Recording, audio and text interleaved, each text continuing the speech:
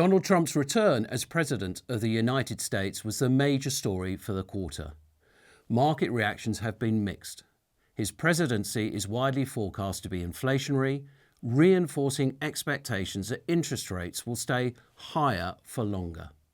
His proposals include high tariffs, lower taxes, steep immigration cuts, and the potential for mass deportations have unsettled bond investors, while equity markets reacted more positively. In the UK, the economic outlook remains muted. Third quarter growth was 0.1%, with November retail sales down and manufacturing activity contracting sharply due to weaker demand. Rachel Reeves's budget, including national insurance hikes, has been criticised as inflationary, adding pressure on both businesses and consumers.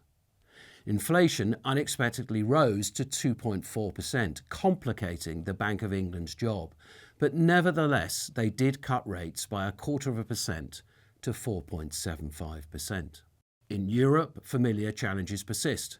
Political instability continues to weigh on the region, with outside parties gaining ground against incumbent governments, such as in France.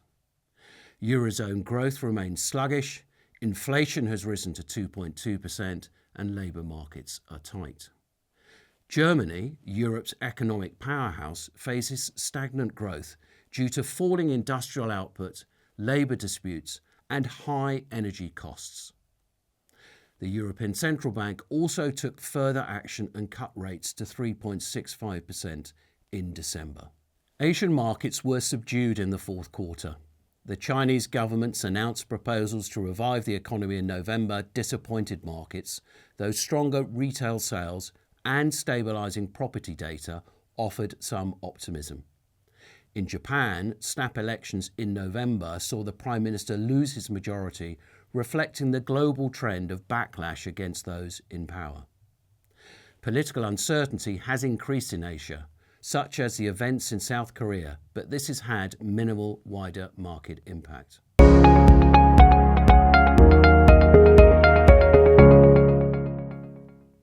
For fixed income investors, the fourth quarter proved far more challenging, with yields on UK and US 10-year government bonds jumping from under 3.8% to over 4.5% as bond prices fell.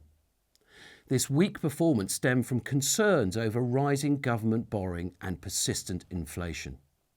On a brighter note, investors were rewarded for taking on credit risk, with high-yield bonds and emerging market debt both outperforming government, and many investment-grade bonds generating mid to high single-digit returns over the year as a whole.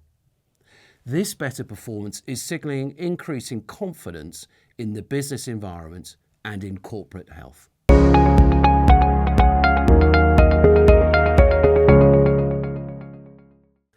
Equity investors enjoyed another stellar year, with global indices rising by about 20%.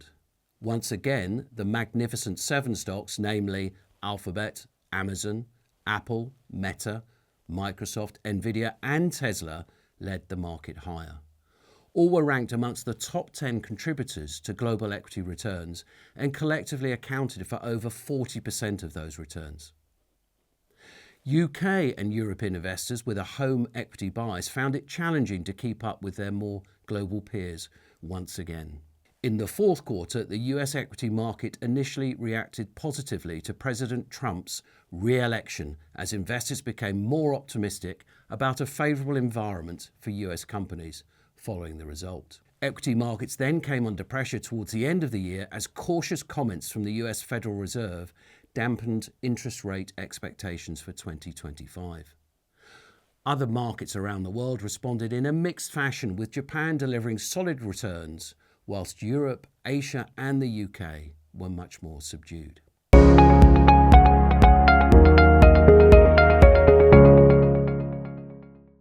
In the third and early in the fourth quarter, a number of our underlying managers decreased their level of interest rate sensitivity in their portfolios by buying shorter dated bonds as they moved to a more cautious stance ahead of the US election and the UK budget, anticipating a more volatile outlook for bond markets.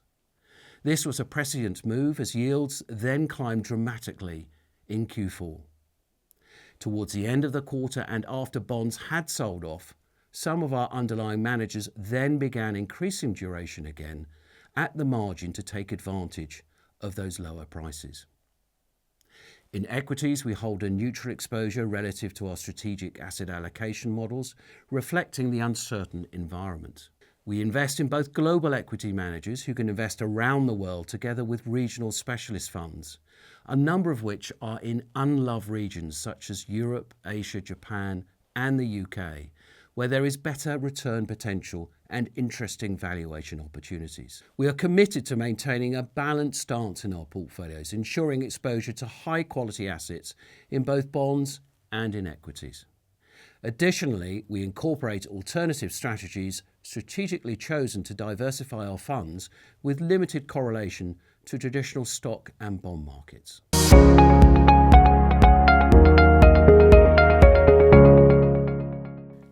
As always, there are plenty of things to worry about, but often equity markets continue to grow despite investor fears.